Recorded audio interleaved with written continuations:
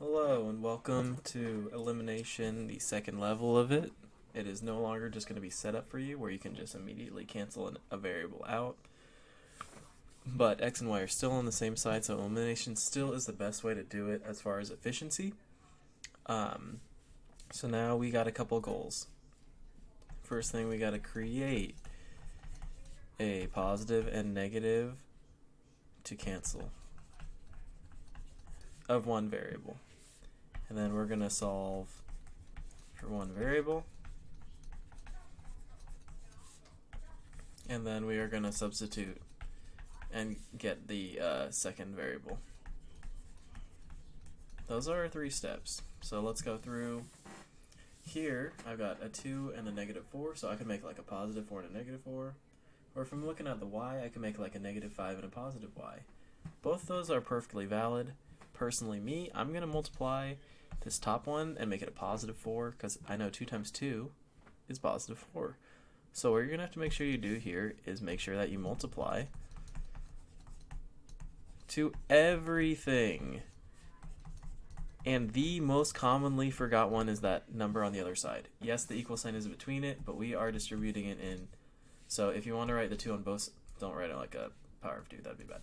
So if you want to write the 2 on both sides to make sure that you know you're multiplying it into everything, make sure you do that. So I'm going to go ahead and write this line below right here. So 2 times 2x is 4x.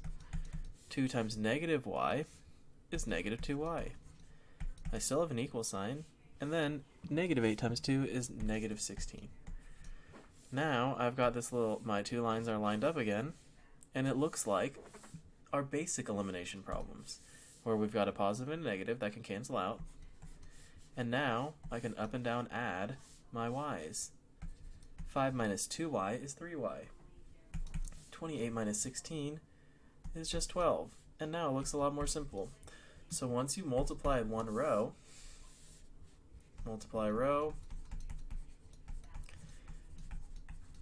then that's how you create that plus minus to cancel.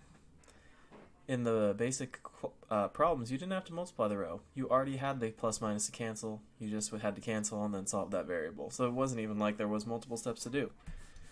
So here, after I cancel out, I'm going to get y equals 4. And remember, that's half of my answer, so that's number 2 here. I got my one variable. So now I'm going to substitute it back in. So I'm going to take that line, 2x minus y equals -8 from up here. And I'm going to plug that 4 in. So let me make sure I know I've got half of my answer here. I don't want to lose that. And I'm going to get it in. I'm going to get that substituted number in. 2x minus, it's not a y anymore, it's a 4, but I write my y's poorly anyway, so they kind of look like 4s. Then I'm just solving for x by doing some balancing. Opposite of a -4 is a +4 to both sides. 8 plus 4 is 12, and then I divide out, and I get x equals 6, and I'm done. Okay.